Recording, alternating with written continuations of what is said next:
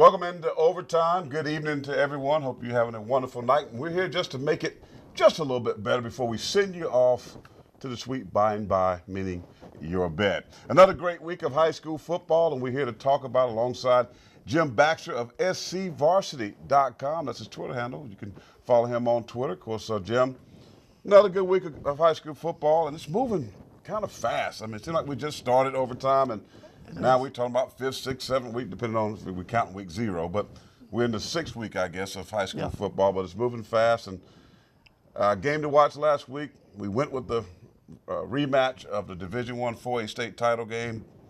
The results still was the same. It was as bad for Sumter, and we talked about it last week. This was a football game with Sumter coming in, not generating the offense they needed. This is what I was afraid of, that they wouldn't be able to keep the ball away from Dutch Fork, and that's what happened. You know, when you can't move the football on offense and you put Dutch Fork's offense, an offense like they have back on the field, they're going to run up some points, and that's what happened last week. Well, I think they were a little upset at the Pastor of Pain because I put Westwood at #1 in my pastor's picks, but hey, you know what? If it helped motivates Dutch Fork, congratulations, because they put the beat down on something. This game wasn't even close, and that guy right there didn't finish because he had a little ankle injury. That's what I heard, and I got a report after the game that he was walking around in the boot, but they felt like he was going to be okay for this week. So, well, I mean, that's always what they do, just to kind of help the swelling and things like that. But we'll probably see him this week. But we heard from Dutch Fork's coach, both of them, in the last few weeks, and he talked about his team. Of course, they've had a pretty tough schedule. I mean, I think if you look at Dutch Fork and look at the schedule that Tom Knotts has played, it's been pretty tough. Yeah, it's been tough. I mean, you know, you think about it. Going to last week, they're 2-2, and it's not where people expected the defending Division I 4A champions to be. But they played some tough teams. I mean, they played a tough Dorman team. They went out to Texas and played a tough Allen team. And but this is Dutch Fork's playing right now. This game last week is how we expected them to play. Well, they're really good, and I still have to put Westwood ahead of them, and I'll give you that little sneak preview of my top 5 just because they're undefeated. I mean, it's just hard for me to look at a team that's undefeated, Jim, and a 2-loss team, though I know Allen's best team maybe in the country, and I know Dorman's a good football team, but it's hard for me to not have Westwood there. But this is a good football team. Dutch Fork, I'm proud of you. Way to bounce back. A good game. But there were some other good games to watch last week because we can't make all of them our game to watch, but there were some games like FLORA and Airport that could have easily been our game to watch. Could have been. You know, going into that game, I felt like Airport was a team that they're dangerous. They can win football games. They got a lot of talent on that team, but they've been banged up. We talked about AC FLORA last week being a team that was a little bit inconsistent on the offensive side of the ball. When they play well on offense, they play as good as anybody in the state. Very strong on defense. They put it together last week on both sides of the ball and got a 41-7 win over Airport. Of course, it's non-region play. It's 3A, so you know the games that really count start this week in region. But it's still a great victory. AC FLORA is still undefeated, and I think they're still in each of our top 5s. They're 5-0, and of course, 41-7 over Airport. I mean, when you look at Kirkwood, again, this team, I went and watched the practice, and I'm telling you, I was impressed how they looked in the uniform. But why are they not getting those top-notch results? It's surprising to me. Well, injuries again. I mean, they lost their running back Jonathan Earl a couple weeks ago to injury, and he's been out. They've had some injuries that caused them to shift around the quarterbacks. I mean, they started a sophomore quarterback 2 weeks ago at the quarterback position, and I think when they get healthy, and that's what I said this week in Baxter's Blitz, I think that Airport is a team, if you look at them, they're probably the team that has started out not where everyone expected them to start out, but they've got a really good chance of finishing strong. I think this is a team that still can compete for the region. They still can finish, I think, in the top 3 in that Region 5 and be a postseason team.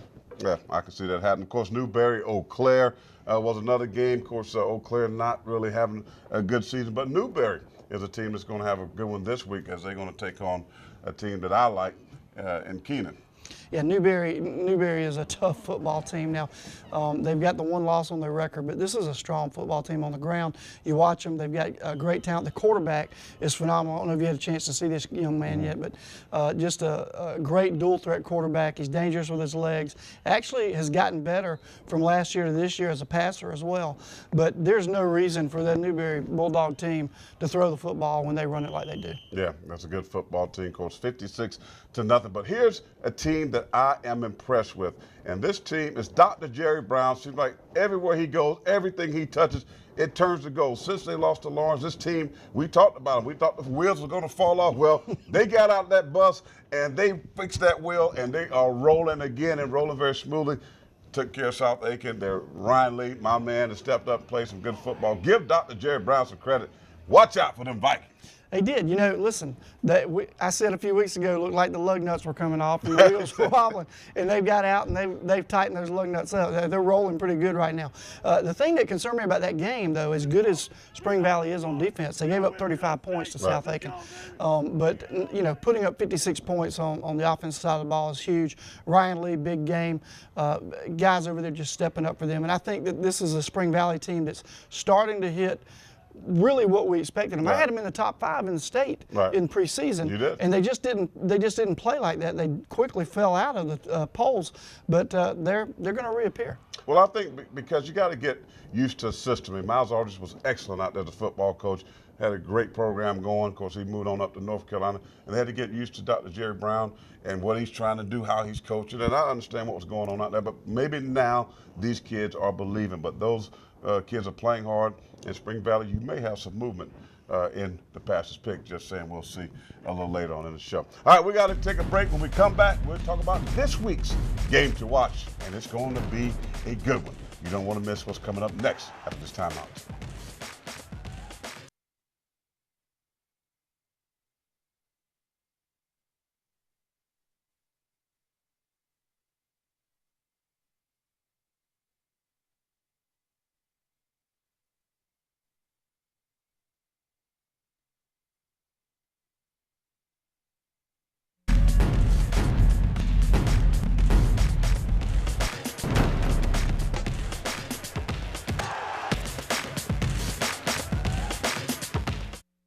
All right, welcome back to Overtime. Alongside Jim Baxter, I'm Corey Miller, the pastor of Payne. Of course, now it's time to talk about our game to watch of the week. That game, AC FLORA at Camden. And this is going to be a game that's kind of folks saying it's not going to be a good game. AC FLORA is undefeated 5-0, Camden at 2-3. But 7:30 on tomorrow night, Zemp Field down in Camden, South Carolina. Of course, some notable players for Camden. Terrell Smith, the linebacker, had a great game last week. Had 20 tackles in one game. I know folks say for the year, no, one game. He had 20 tackles, but he's going to have to tackle Brendan Green, the quarterback, because he not only will throw it, he's going to run it. 210 yards last week and a touchdown. He's a dual threat type of guy, Jim. And when we look at this game, although the matchup or we look at the stats and the record, maybe it don't look like it's going to be a good game, but it has the potential, especially down at Camden at Zemp Field. Yeah, Jimmy Neal will have his team prepared. Now, you know, whether or not they're going to be able to do anything. This is a Camden team that returned 12 starters from last year. Terrell Smith, one of the linebackers. They returned all 3 linebackers, but Smith, one of them that you mentioned, was leading tackler last week. Chase Truesdale, tight end. Camden's struggling this year. You know, they're 2-3. Not the expectations that Camden is, you know, Camden fans have. This is a storied program, and they usually have a lot of success. They've gone through some struggles, and they're playing a tough team against AC FLORA, the region favorite in that Region 4, and this is a region game. So you kind of got to toss the records out. You know, we know Camden's 2-3. We know AC FLORA is undefeated, but right now they're both 0-0 in terms of conference play, which is what matters in 3A football. It does, but when you look at it, though, AC FLORA last week going and beat a really good Airport team. I mean, 41-7, I believe that score was. As we mentioned a little earlier, this is a team that has a lot of talent. Reggie Shaw has done a really good job with this football team coming over from Ben Lippin out of a Skeezer program. Of course, we know what he was doing out at Blythewood before all that stuff, that debacle took place. And he's found his home, Jim, at AC FLORA. And this team, from the baseball team now to the football team, seem to be having their athletic program going very well. It is going well, and Reggie Shaw is doing a great job over there. And listen, I don't think for a minute that Camden is going to be a favorite, anywhere near a favorite in this game. AC FLORA is a favorite. I think that Camden, can they cause AC FLORA some problems? Yeah, they can. You know, they can run the ball very well. I mean, they got a great fullback, big fullback. They run the ball well. Kendra Slater, one of their running backs, has had a great season so far. But I just don't think they've got the muscle that they're going to need to compete with AC FLORA. Yeah, I don't need that. I think AC FLORA is going to be too much talent for Camden. But we got a chance to catch up with the AC FLORA's head football coach, Reggie Shaw, and here's what he had to say about the upcoming game.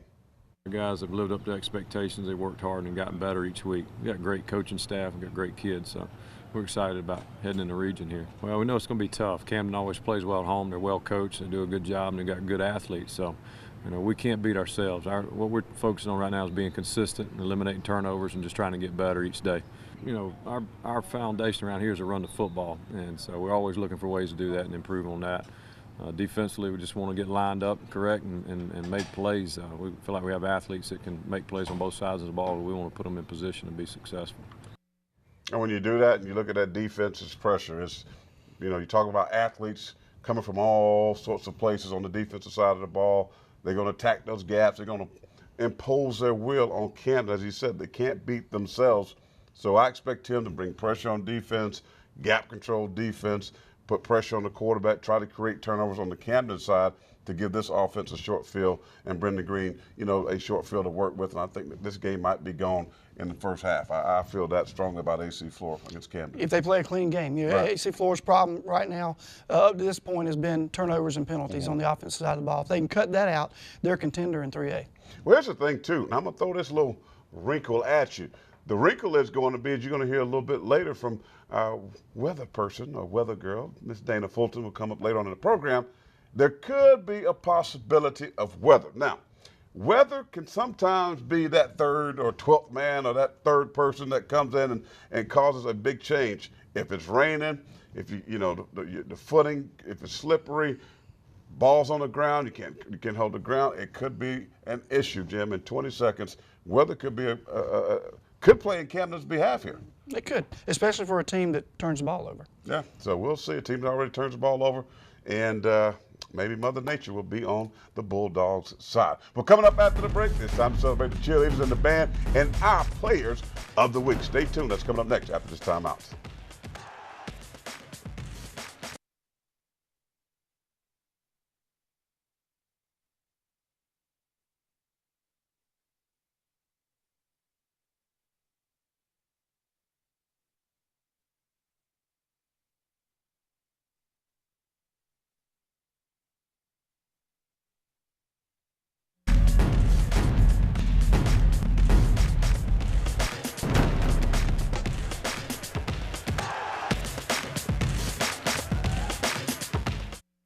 All right, welcome back to Overtime. Now it's time to celebrate those that make us so excited on Friday night. Make those guys on the sidelines just a little bit more amped up, especially when they hear the sound. Our band of the week, the mighty sound of Dutch Fork. Last year's 4A state championship against the SUMTER High Gamecocks.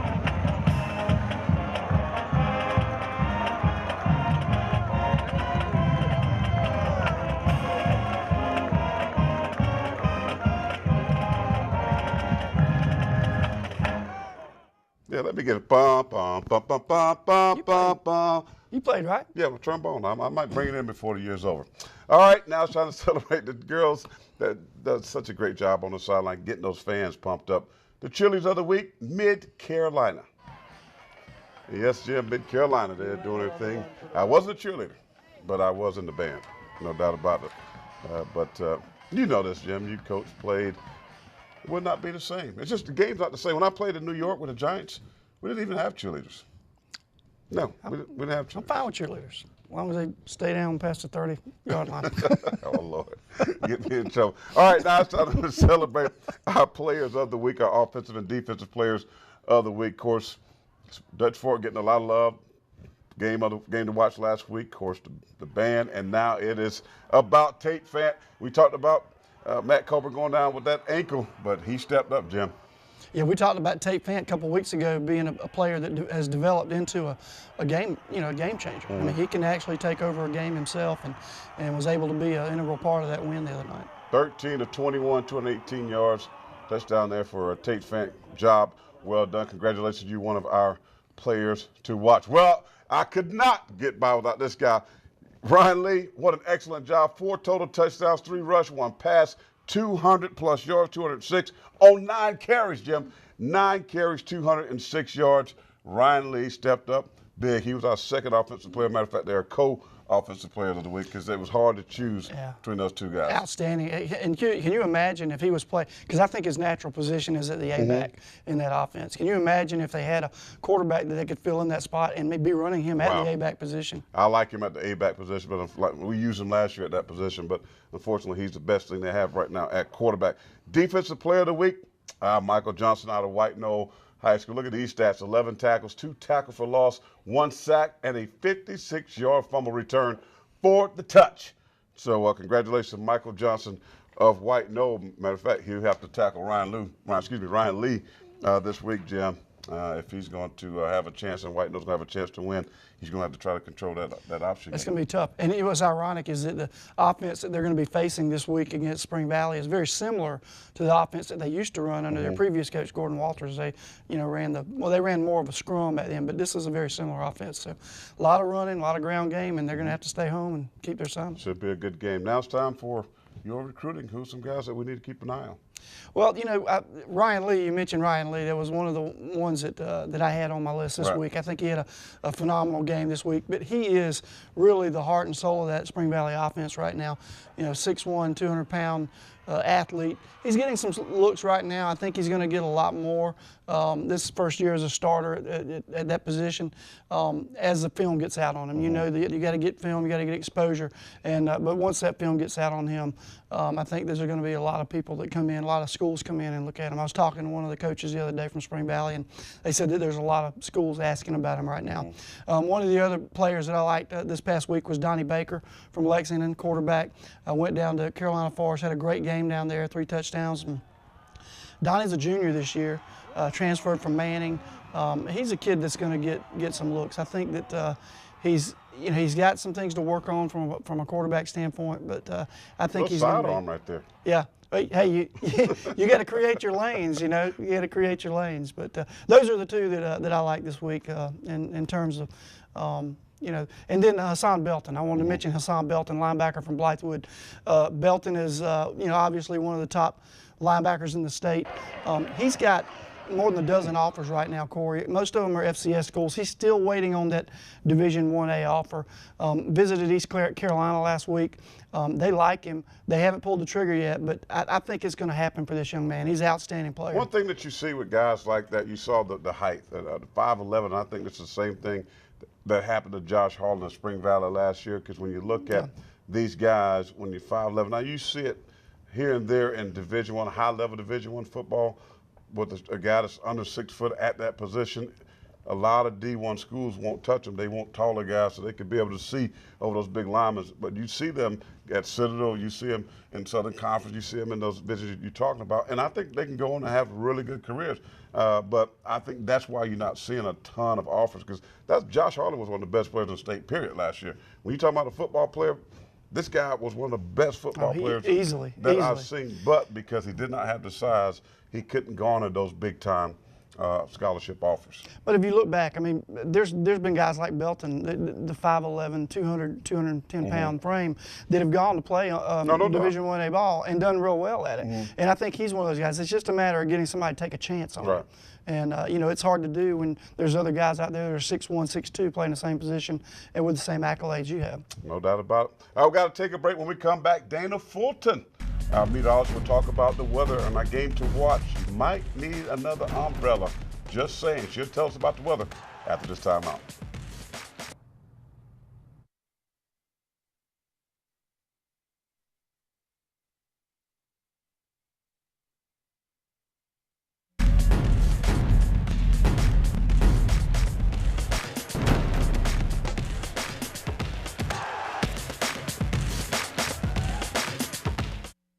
All right, welcome back to Overtime. Tomorrow night could be some issues with the weather. I don't know what to tell you or how to pack. Well, Dana Fulton, our meteorologist, she's going to tell you.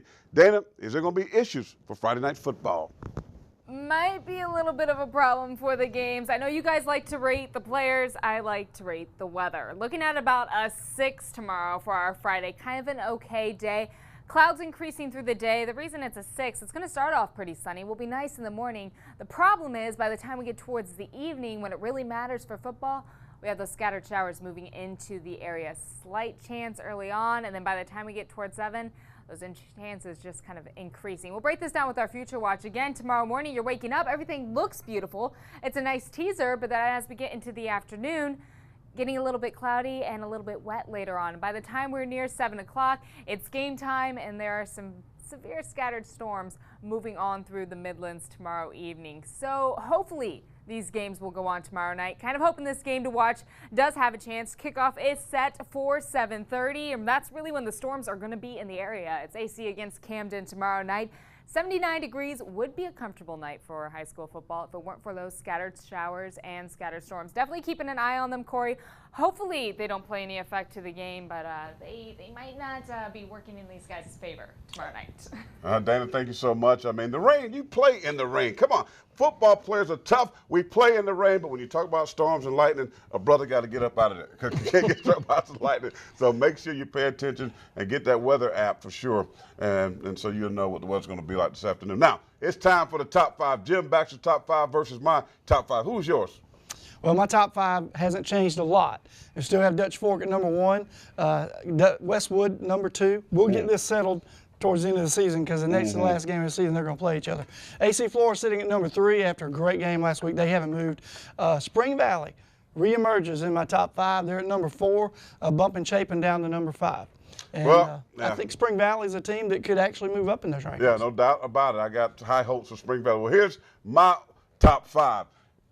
Not so fast, as Corso would say, on the number 1. Westwood, you still my number 1. Dutch Fork, I'm sorry, great win against SUMTER last week, but you stay at number 2. AC FLORA will probably stay right there because they're not going to have a problem with Camden. Spring Valley will win as well at number 4. Welcome into the Pastor Picks at number 4. And then Coach Sharpie, I still love BC, and I'm going to put them at 5. Chapin, you kind of on the outside looking in, but right now you're on the outside. They're gonna be emailing you. Just Chapin. Well, Chapin, they're getting wet right now.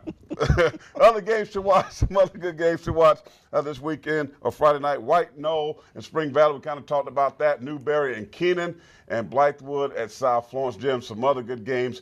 Of course, that Newberry-Keenan game could have easily been our game to watch, but we want to go down and see Camden and see what they can do in AC FLORA. But what do you think quickly about these games? I like Newberry in the Keenan game. I like Spring Valley at White Knoll and South Florence. All right, I'm taking Valley and I'm taking Keenan in those games. Jim, appreciate it. You can see he's getting old. These games will make him look old because that gray beard is popping out. All right, that's going to do it for us here in overtime. For Jim Baxter, I am Corey Miller, the Pastor Payne. We'll see you next week, and stay dry.